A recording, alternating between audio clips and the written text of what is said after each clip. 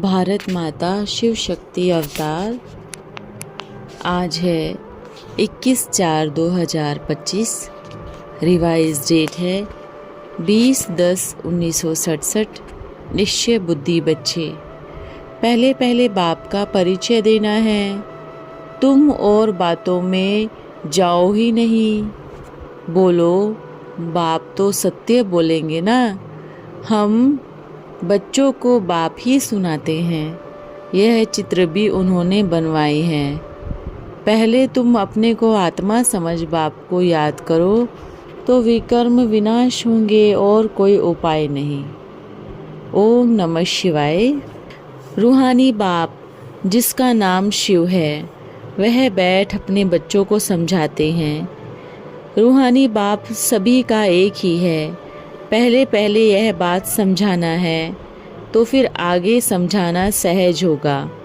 अगर बाप का परिचय ही ना मिले तो प्रश्न पिछाड़ी प्रश्न करते रहेंगे।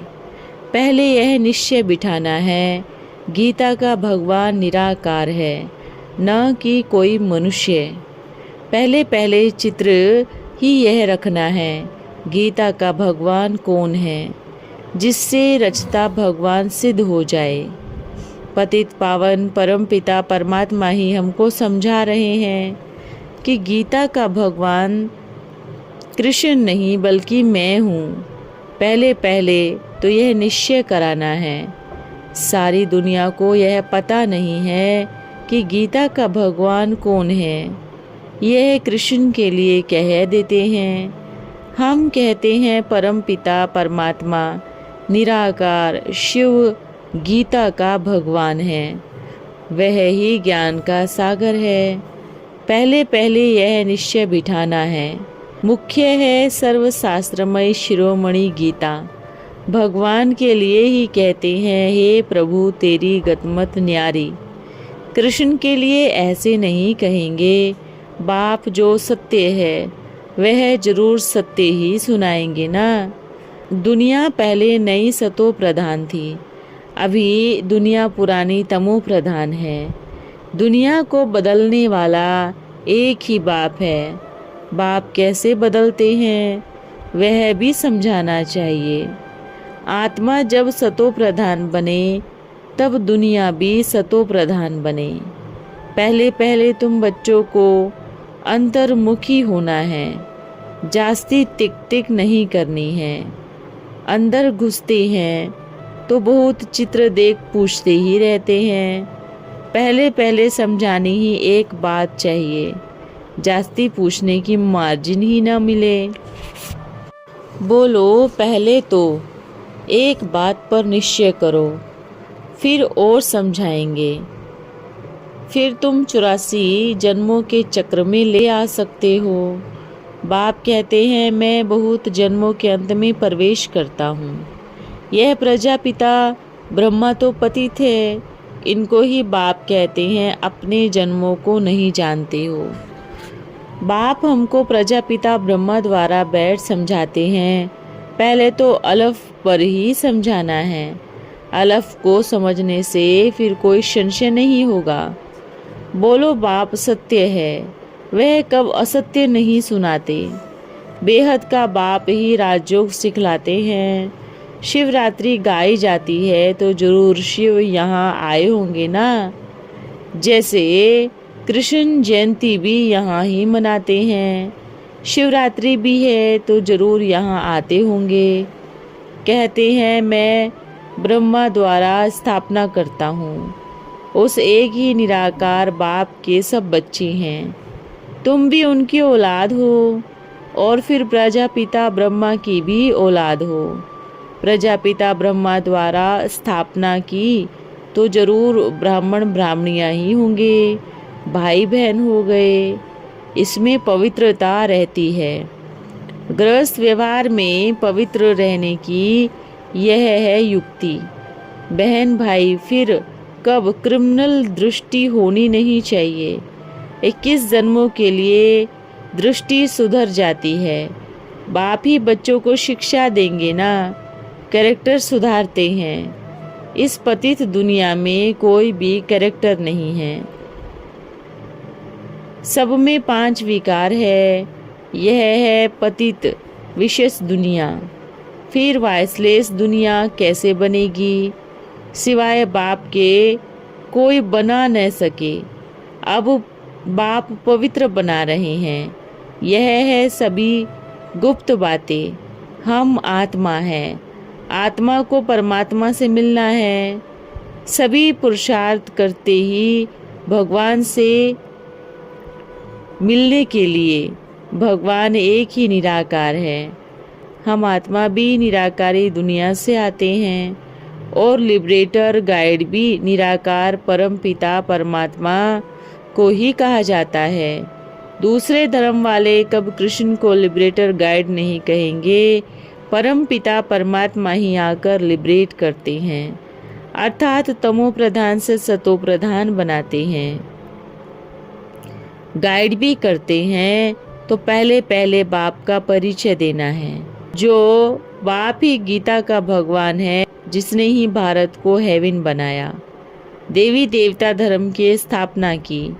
पहले तो यह एक ही बात बुद्धि में बिठाओ। अगर ना समझे तो छोड़ देना चाहिए। अलफ को ना समझा तो बे से क्या फ़ायदा, भले चले जाए। तुम भूलो नहीं, तुम बेफिक्र बादशाह हो। तुम जानते हो आसुरी संप्रदाय तो बकवास ही करती रहेगी। असुरों के विघ्न पड़ेंगे। यह है ही रुद्र ज्ञान यज्ञ। कृष्ण ज्ञान यज्ञ नहीं कहेंगे। तो पहले पहले बाप का परिचय का पॉइंट सुनाना है। यह बात पक्की याद करो। उनकी ही महिमा है और कोई की महिमा है नहीं। याद भी उनको करना ही करना है। बाकी बातों में रखा ही क्या है। सार तो यही है ना। बाप कहते हैं मन मना भो। जितना पुरुषार्थ करेंगे उतना पद पाएंगे। आदि सनातन देवी देवता धर्म का राज्य स्थापन हो रहा है। इनकी डिनाइस्टी है और धर्म वाले कोई डिनाइस्टी नहीं स्थापन करते। बाप तो आकर सभी को मुक्त करते हैं। फिर अपने अपने समय पर और धर्म स्थापकों को आकर धर्म स्थापना करना है। वृद्धि होनी ही है, पतित बनना ही है। पतित से पावन बनाना यह तो एक बाप का ही कार्य है। वह तो सिर्फ आकर धर्म स्थापन करेंगे। उसमें कोई बड़ाई की बात ही नहीं है। बड़ाई है ही एक की। वह लोग क्राइस्ट के पिछाड़ी कितना करते हैं, उनको भी समझाया जाए। लिबरेटर गाइड तो एक गॉड फादर ही है। बाकी क्राइस्ट ने क्या किया? उनके पिछाड़ी क्रिश्चियन धर्म की आत्माएं आती रहती है। नीचे उतरते रहेंगे। दुख से छुड़ाने वाला तो एक ही बाप है। यह सब पॉइंट्स अच्छी रीति बुद्धि में धारण करनी है। एक गॉड को ही मर्सीफुल कहा जाता है। क्राइस्ट कोई मर्सी नहीं करते। एक भी मनुष्य किसी पर मर्सी नहीं करते। मर्सी होती है बेहद की। एक बाप ही सभी पर रहम करते हैं। सतयुग में सब सुख शांति में रहते हैं। दुख की बात ही नहीं है। बच्चे एक बात अल्फ पर किसको निश्चय कराते नहीं और बातों में चले जाते हैं। फिर कहते गला ही खराब हो गया। पहले पहले बाप का परिचय देना है। तुम और बातों में जाओ ही नहीं। बोलो बाप तो सत्य बोलेंगे ना। हम बच्चों को बाप ही सुनाते हैं। यह चित्र भी उन्होंने बनवाए हैं। इसमें संशय नहीं लाना चाहिए। संशय बुद्धि विनश्यन्ति, निश्चय बुद्धि विजयन्ति। पहले तुम अपने को आत्मा समझ बाप को याद करो तो वे कर्म विनाश होंगे और कोई उपाय नहीं है। पतित पावन बाप ही हैं। बाप कहते हैं देह के सर्व संबंधों को छोड़ मामेकम याद करो। फर्क भी बताना है। कृष्ण तो पूरे 84 जन्म लेते हैं। तो जरूर पतित तमो प्रधान होगा ना। जिसमें प्रवेश करते हैं उसको भी पुरुषार्थ कर सतो प्रधान बनना है। बनेंगे पुरुषार्थ से।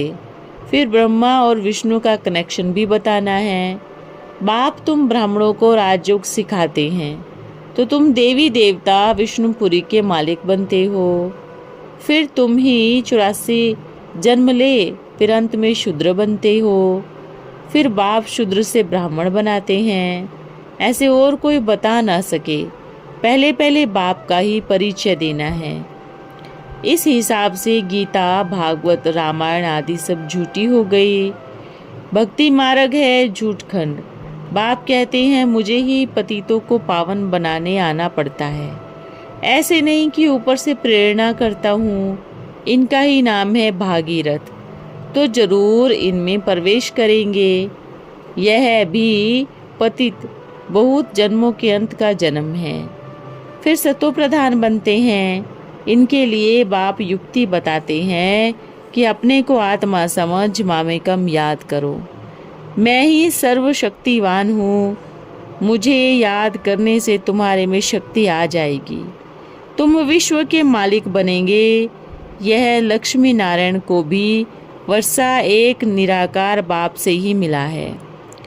कैसे मिला वह समझाते हैं। प्रदर्शनी, म्यूजियम आदि में भी तुम कह दो, पहले एक बात समझो फिर और बातों में जाना। यह बहुत जरूरी है समझाना, नहीं तो दुख से छूट नहीं सकेंगे। पहले जब तक निश्चय नहीं किया तो तुम कुछ भी समझ नहीं सकेंगे। इस समय है ही भ्रष्टाचारी दुनिया। यह भी तुम जानते हो देवी देवताओं की श्रेष्ठचारी दुनिया थी। वह ही फिर 84 जन्म ले भ्रष्टाचारी बनते हैं। ऐसे ऐसे समझाना है। मनुष्य की नब्ज भी देखनी चाहिए। कुछ समझता है या सिर्फ तवाई तर्क करने वाला है। अगर तवाई है तो फिर छोड़ देना चाहिए। टाइम वेस्ट नहीं करना है। पात्र कुपात्र को समझने की भी बुद्धि चाहिए। जो समझने वाला होगा उनका चेहरा ही बदल जाएगा। पहले पहले तो खुशी की बात देनी है। बेहद के बाप से बेहद का वर्षा मिलता है। बाबा जानते हैं याद की यात्रा में बच्चे बहुत ढीले हैं। बाप को याद करने की मेहनत है, इसमें ही माया बहुत विघ्न डालती है। यह भी खेल बना हुआ है। बाप बैठ समझाते हैं यह कैसे बना बनाया खेल है। दुनियावी मनुष्य तो रीचक भी नहीं जानते। बाप की याद में रहकर तुम किसको समझाएंगे तो कुछ न कुछ शो निकालते ही रहेंगे। बाबा कहते हैं तुम जास्ती कुछ भी तकलीफ नहीं लो। स्थापना तो जरूर होनी ही है। भावी को कोई टाल नहीं सकते। उल्लास में रहना चाहिए। बाप से हम बेहद का वर्षा ले रहे हैं। बाप कहते हैं मामेकम याद करो। बहुत प्रेम से बैठ समझाना है। बाप को याद करते प्रेम में आंसू आ जाने चाहिए। और तो सभी संबंध है कलयुगी। यह है रूहानी बाप का संबंध। यह तुम्हारी आंसू विजयमाला के दाने बनते हैं। बहुत थोड़े हैं जिनको बाप की याद में आंसू आते होंगे। ऐसे प्रेम से याद करने वाले बहुत थोड़े हैं। कोशिश कर जितना हो सके अपना टाइम निकाल अपने भविष्य का तोशा बनाना चाहिए। प्रदर्शनी में इतने ढेर बच्चे होने नहीं चाहिए।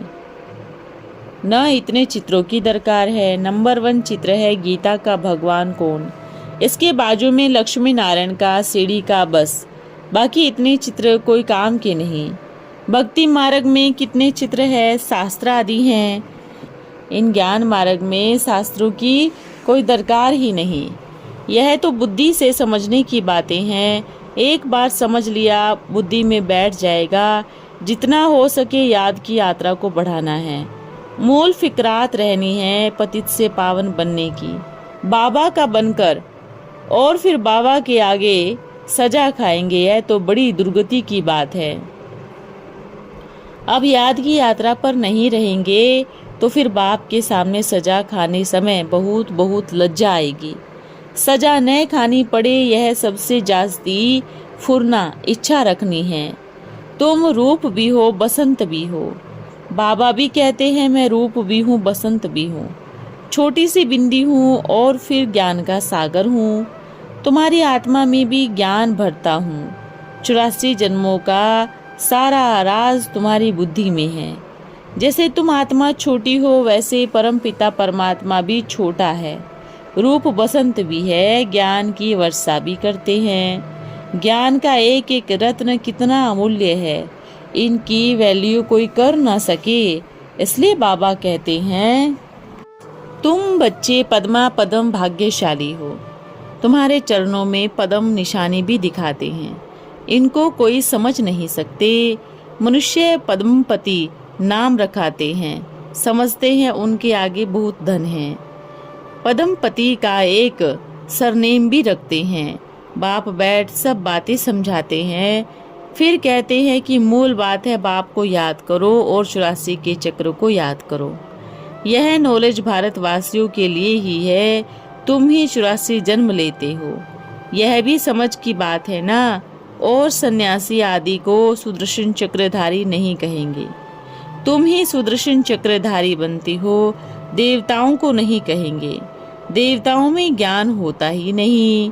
तुम कहेंगे हमारे में सारा ज्ञान है, इन लक्ष्मी नारायण में भी नहीं है। तो मनुष्य सुनकर समझ जाएंगे बाप तो यथार्थ बात समझाते हैं। यह ज्ञान बड़ा वंडरफुल है। तुम कितने गुप्त स्टूडेंट हो। तुम कहेंगे हम पाठशाला में जाते हैं, भगवान हमको पढ़ाते हैं।